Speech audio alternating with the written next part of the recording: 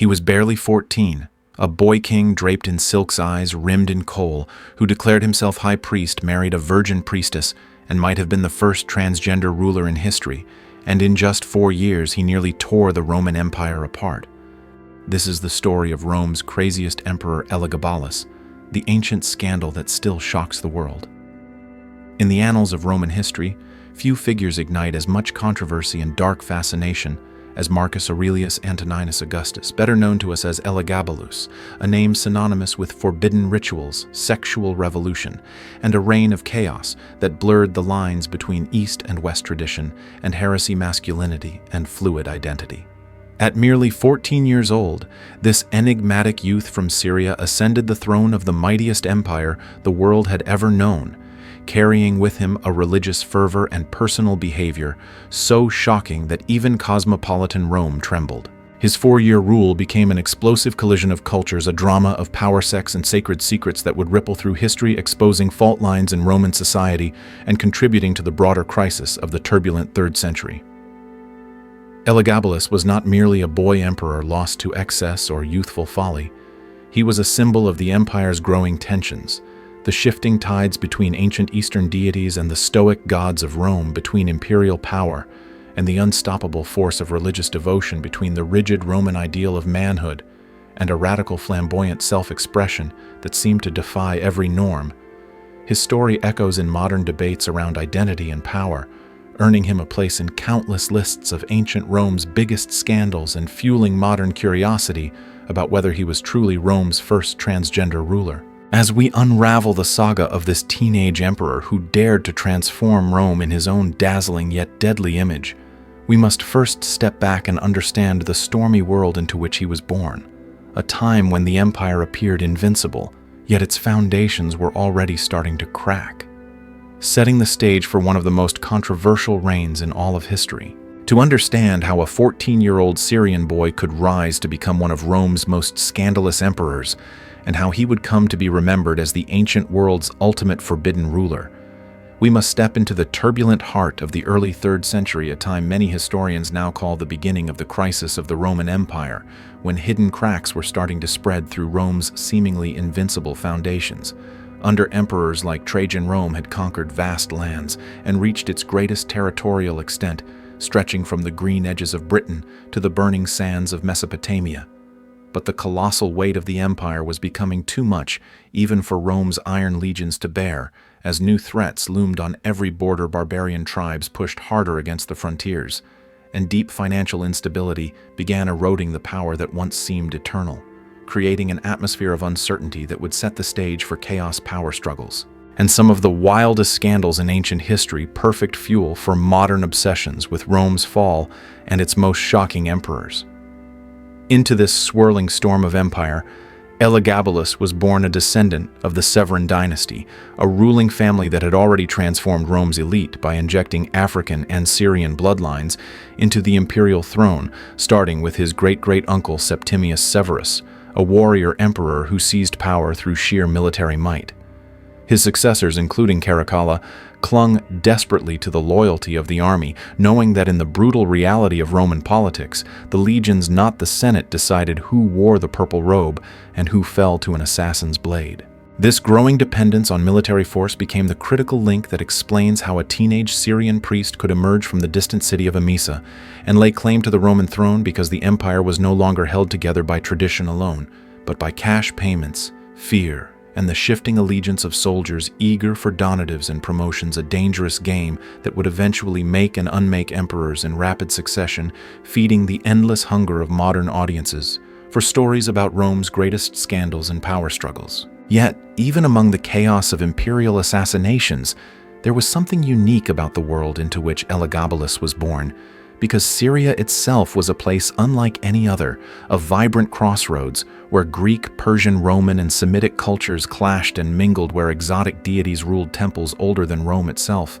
and where the cult of Elagabalus, centered on a mysterious black stone believed to have fallen from the heavens, burned brightly with rituals of music, dance, and sacred ecstasy that Romans would soon label as forbidden, monstrous, and dangerously seductive, foreshadowing the shocking religious revolution that this young priest would carry all the way to Rome's marble heart. And it is precisely in this world of shifting loyalties and forbidden gods that our story truly begins to gather momentum, setting the stage for how Elagabalus would seize power, challenge every norm of Roman identity, and leave behind one of the most unforgettable legacies of any emperor in the long, bloody history of Rome, a legacy we now follow into the moment when a teenage priest became the master of an empire, and Rome held its breath for what would come next. The empire's destiny can sometimes turn on whispers, rumors, and the shimmering edge of a soldier's sword, and the story of how Elagabalus rose from a teenage Syrian priest to become Rome's forbidden emperor reads like one of history's most shocking conspiracies, a real-life Game of Thrones that still fuels modern obsessions with ancient scandals and power struggles. The chain of events began in 217 AD, when Emperor Caracalla was assassinated, leaving Rome suddenly vulnerable and throwing the Severan dynasty into chaos because the man who seized the purple Macrinus, once a Praetorian prefect, lacked not only the noble blood, but the ruthless charisma that Romans expected from their rulers, and though he wore the imperial diadem, he could not capture the loyalty of the Eastern legions whose favor would decide the empire's fate. Into this power vacuum stepped a formidable force, not often chronicled in Rome's official histories, the Severan women led by Julia Maesa, the grandmother of Elagabalus, whose political genius and iron will transformed the palace intrigues into a calculated conspiracy, for she understood that in a world ruled by swords and silver, the quickest way to reclaim the throne was through blood ties real or invented. Spreading whispers that Elagabalus was in truth the secret son of the slain Caracalla, she ignited a firestorm of hope and ambition among soldiers longing for the days of a Severan emperor. And in May 218 AD, deep in the legionary camp near Emesa, the conspiracy erupted into open revolt as Julia Maesa bribed key officers with donatives, and the young Elagabalus appeared before the 3rd Gallic Legion clad in purple, his face radiant with youth and exotic charisma, prompting the soldiers to acclaim him as the true emperor. Like lightning, news of the teenage priest's claim and his promises of gold swept through the eastern provinces, shaking Macrinus to his core and triggering a desperate military response, but it was already too late. The decisive Battle of Antioch in June 218 turned Macrinus's ambition to dust as his forces collapsed under the surge of loyalty for the Severan heir, and he fled toward Rome only to be captured and executed before he could reach the safety of the capital,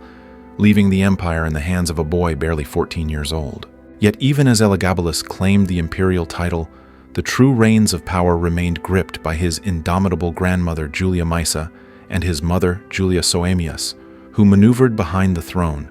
determined to protect the dynasty and manage the Senate, and the restless armies perhaps never imagining that their young puppet would soon reveal desires and ambitions that would spiral far beyond their control, setting Rome on a collision course with scandals and religious revolutions that history would never forget, which is precisely where our story now races next, as the boy god from Emesa marches toward the marble gates of Rome itself. Elagabalus's journey from Syria to Rome was far more than a physical procession across the empire's dusty roads and glittering cities. It was the silent, tightening coil of a new kind of power that would soon strike at the very core of Rome's identity, because unlike the child emperors who had come before him content to hide behind the cloaks of regents and advisors, Elagabalus was determined to rule not merely in name, but with his own dazzling, unpredictable will. A dangerous ambition that historians and modern audiences alike now link to some of the ancient world's wildest scandals and forbidden revolutions.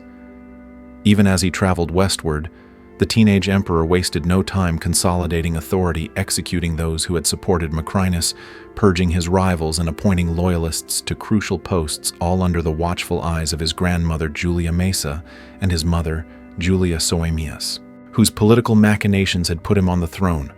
but who would soon discover that the boy they thought they controlled was far more than a puppet draped in purple silk.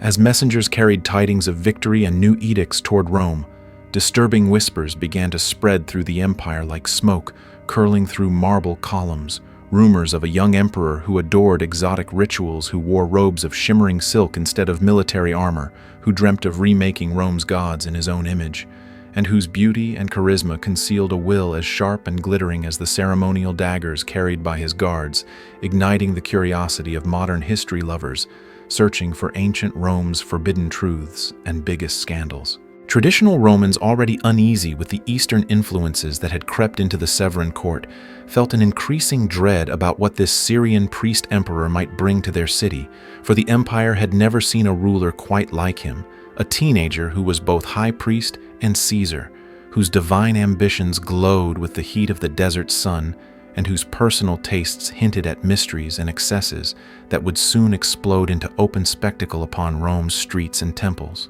Yet, even as Rome prepared to receive its new master, few could imagine how far Elagabalus would go to transform the city into a stage for his forbidden faith, or how his every step westward carried not merely the weight of a young ruler, but the seeds of a religious and sexual revolution that would shatter ancient taboos, spark furious debates among senators and citizens, and ensure that his name would echo forever in lists of the Roman Empire's most shocking figures. And it is into this charged atmosphere, thick with rumors and trembling anticipation, that our narrative must now march as Elagabalus finally arrives at the gates of Rome, poised to unleash a reign unlike any the empire had ever witnessed. When Elagabalus finally entered Rome in 219 AD, it was not as a triumphant Roman general crowned with laurel wreaths and armored in bronze,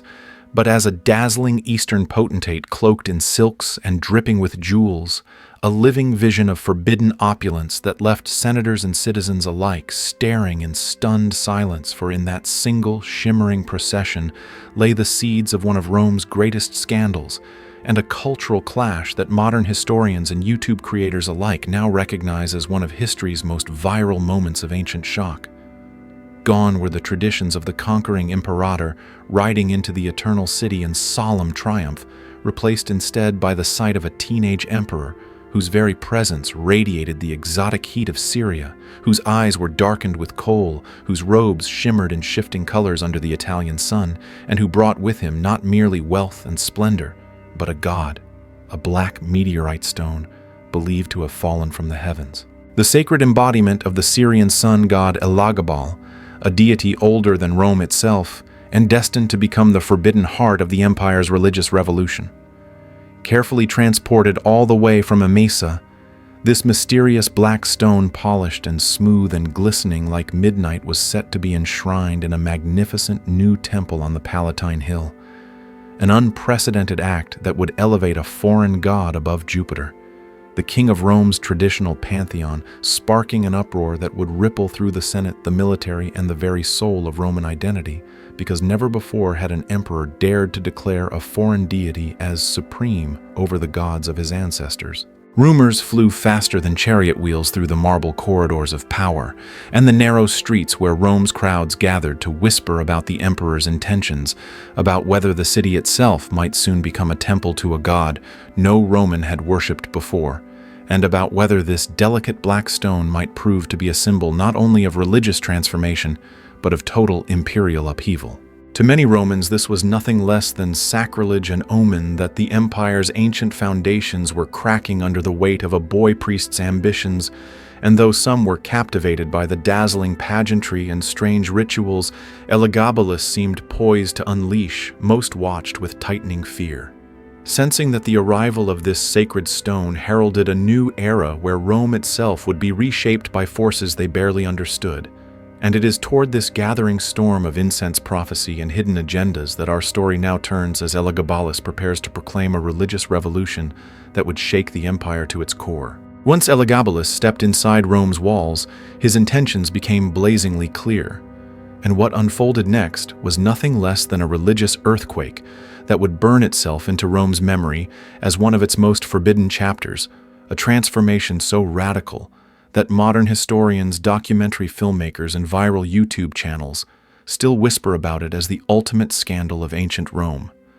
Elagabalus did not merely install the sacred black stone of Elagabalus in a hidden shrine, or treat it as yet another foreign cult to be politely tolerated alongside the gods of Olympus.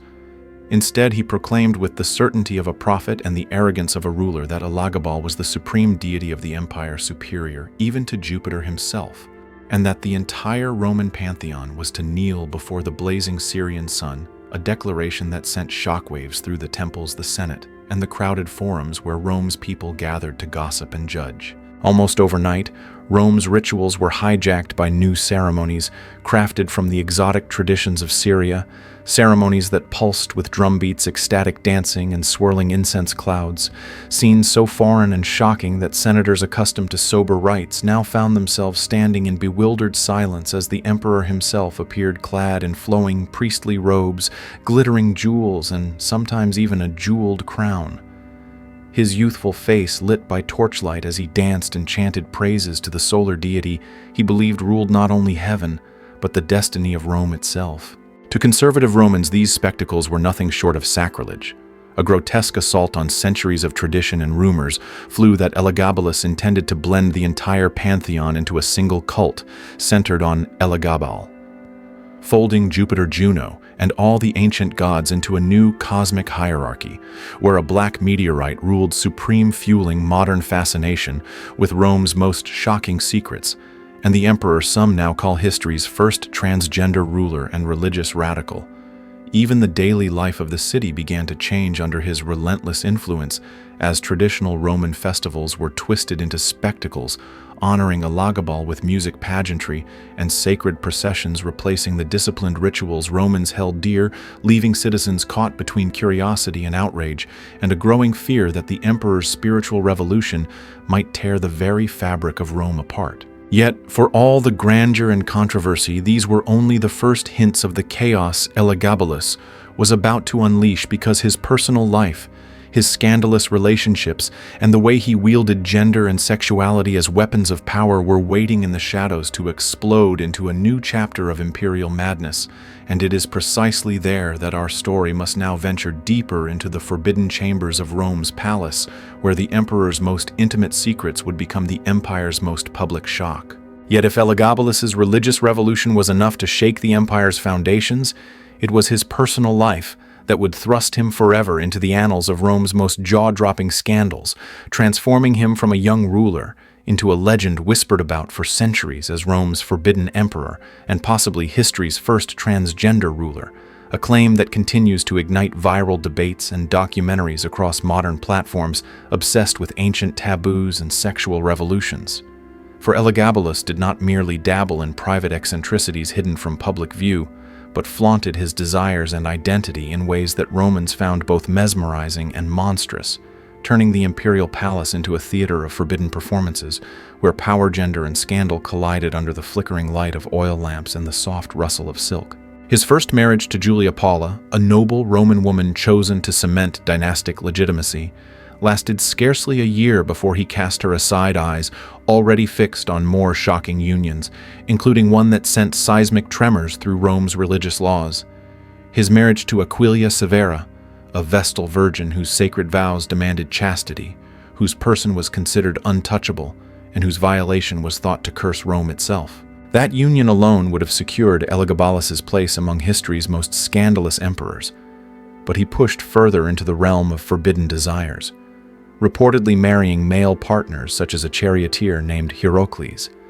and later an athlete named Zodicus, holding ceremonies where he was not the groom but the bride, appearing in bridal veils and adorned in gold, fueling gossip that the emperor craved not merely a man's embrace, but transformation into a woman in flesh and form, offering vast rewards to any physician who could perform the unimaginable. Ancient historians like Cassius Dio and the authors of the Historia Augusta recorded these stories with a mixture of shock, disgust, and fascination,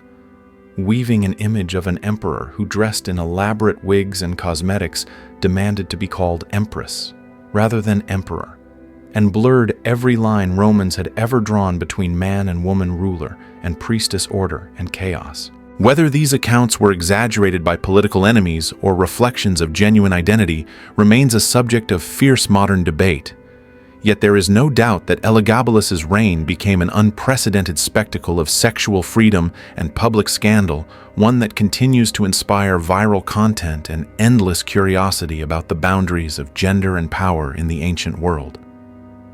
And as these intimate secrets spilled into Rome's streets, they ignited not only gossip and fascination, but a gathering storm of outrage, among senators, soldiers, and citizens who began to wonder how much longer the empire could endure such forbidden spectacles at its heart, a storm we must now follow as it surges toward a reaction that would reshape Rome's destiny. As Elagabalus's reign unfolded in shimmering robes and scandalous ceremonies, a far darker current began pulsing beneath Rome's marble facades, because while the emperor danced and chanted his forbidden hymns, the city itself was trembling under the weight of outrage, fear, and a growing realization that the empire was drifting into chaos under a ruler who seemed more priest than prince.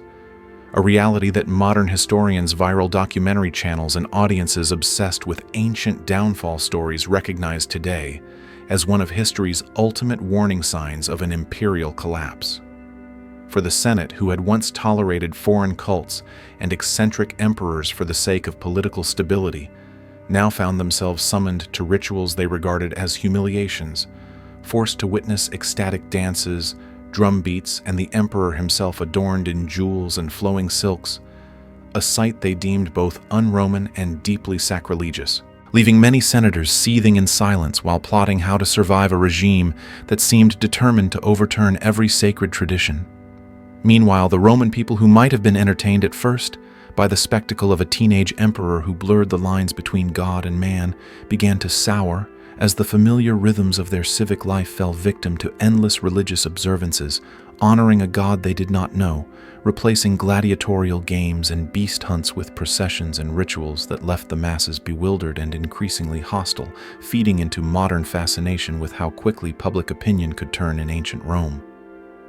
Merchants and artisans saw their incomes strangled by frequent religious holidays that shuttered markets, while taxes rose to pay for lavish ceremonies and the construction of the new temple dedicated to the sacred black stone, straining the imperial treasury and fueling rumors that Rome was on the brink of financial ruin. Worse still, reports trickled in from the frontiers that Rome's defenses were weakening as the emperor poured resources into sacred rituals, instead of soldiers, leaving hardened military commanders aghast at an emperor who seemed more interested in priestly duties than protecting the empire, creating a dangerous sense that the legions themselves might soon decide Rome's fate. Throughout the city, whispers grew into bold discussions of rebellion. Senators traded secret messages in darkened corridors, and even the Praetorian Guard, whose loyalty Elagabalus had tried to purchase with donatives, began to question whether the empire could endure such a ruler without tearing itself apart, sparking viral speculation among modern audiences about how absolute power can collapse when it loses its grip on tradition and military might. Yet even as Rome's patience thinned, the Severan women clung desperately to the dynasty, hoping to steer their young emperor back from the brink, not yet realizing that a storm was gathering around the palace walls, a storm of betrayal and blood that would soon burst forth in a conspiracy destined to rewrite Rome's future. And it is toward this rising plot and the shadows of assassination that our story must now turn. By the early months of 222 AD, the grand experiment of Elagabalus's rule stood on the brink of implosion, for beneath the incense clouds and golden silks the empire's patience had worn dangerously thin, and even those who had once built his throne began to see that the boy emperor's relentless devotion to forbidden gods and scandalous pleasures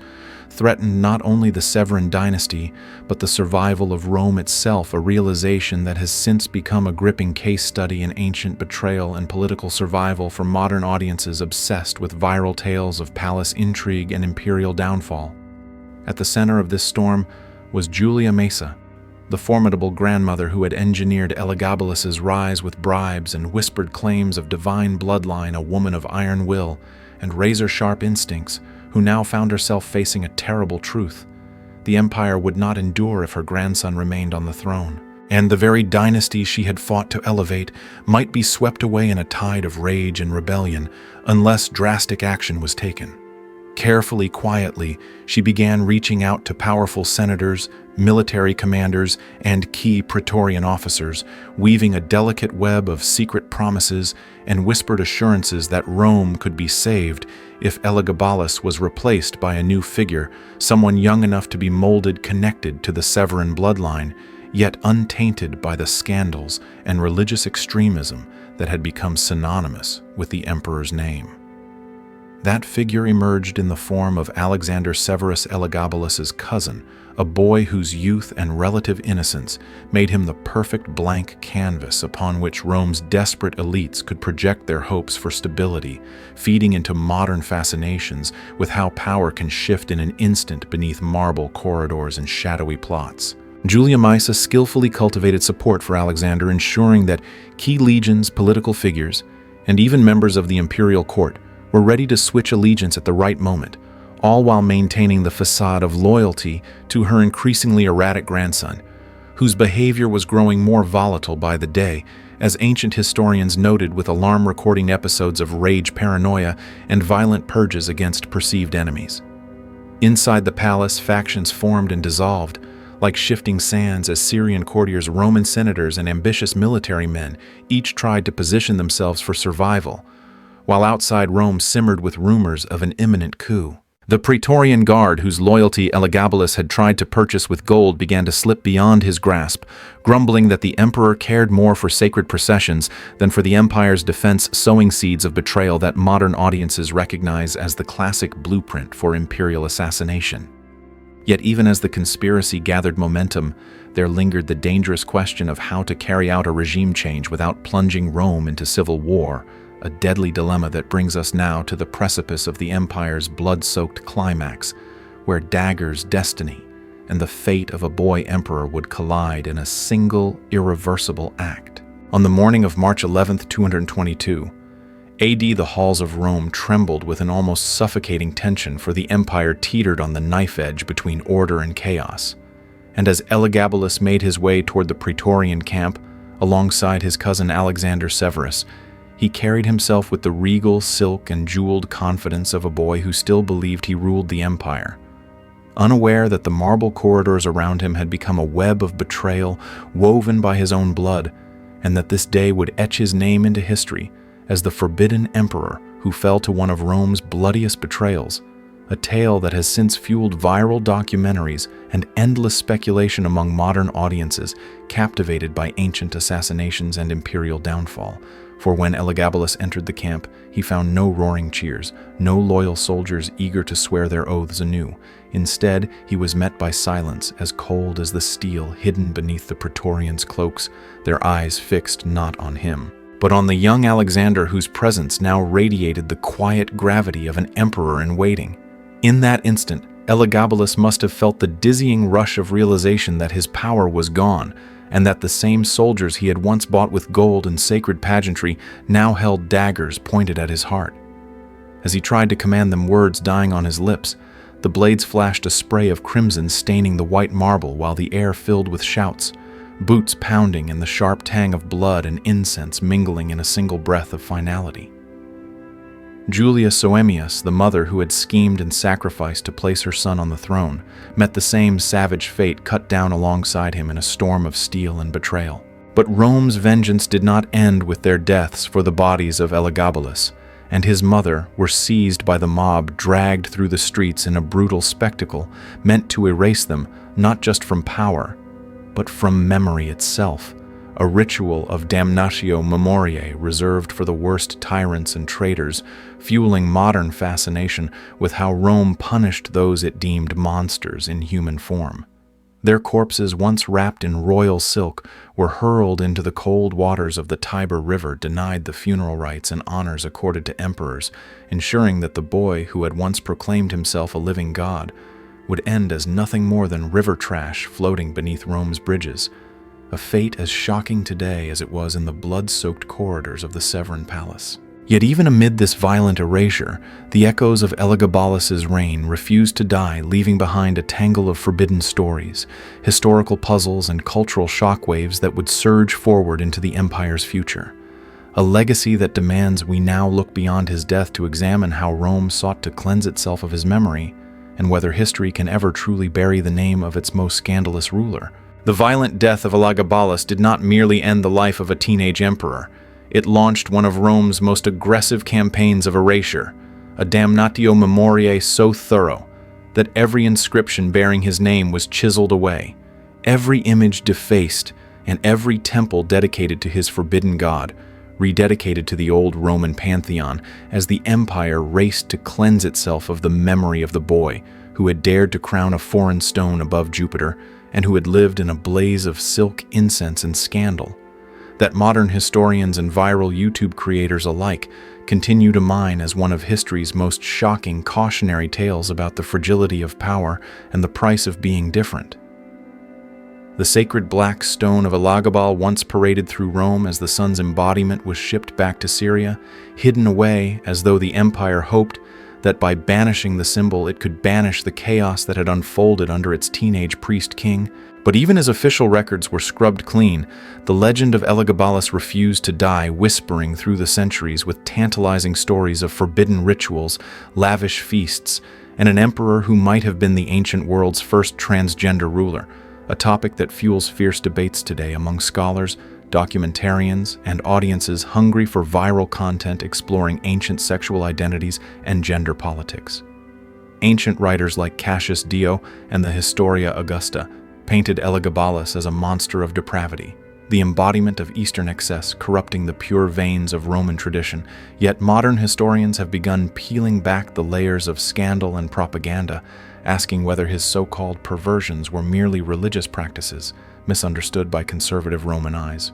or perhaps a genuine expression of identity centuries ahead of its time. Archaeological evidence from Emesa and other Syrian sites has revealed that many of the emperor's rituals were deeply rooted in legitimate religious customs, sparking new interest in whether Elagabalus's downfall was less about madness and more about Rome's deep unease with foreign influence and gender nonconformity, a line of inquiry that resonates powerfully in a modern world, grappling with questions of identity tolerance and cultural collision. His brief, explosive reign has become a magnet for modern creators producing viral documentaries and sensational retellings not only because of his scandals, but because his story exposes the ancient world's raw tension between personal freedom and public order, between absolute power and the merciless judgment of society. And so, even 18 centuries after his blood stained the marble floors of the Praetorian camp, Elagabalus remains a historical puzzle and a viral phenomenon, a figure caught forever between monster and martyr, whose name still echoes through the corridors of history as a forbidden emperor whose vision for Rome was as dazzling as it was doomed. The rise and fall of Elagabalus reminds us that history is never just about emperors and battles. It's about identity, fear, and the fragile dance between who we truly are and who society demands us to be. His story forces us to ask whether being different is a crime or the spark that changes the world. And in that question lies the true legacy of Rome's forbidden emperor. If this story has made you wonder where the line lies between madness and vision, between scandal and transformation, share your thoughts in the comments. I'd love to know what you think. Don't forget to save this video for later or hit subscribe so you never miss the hidden truths and shocking secrets waiting in history's shadows.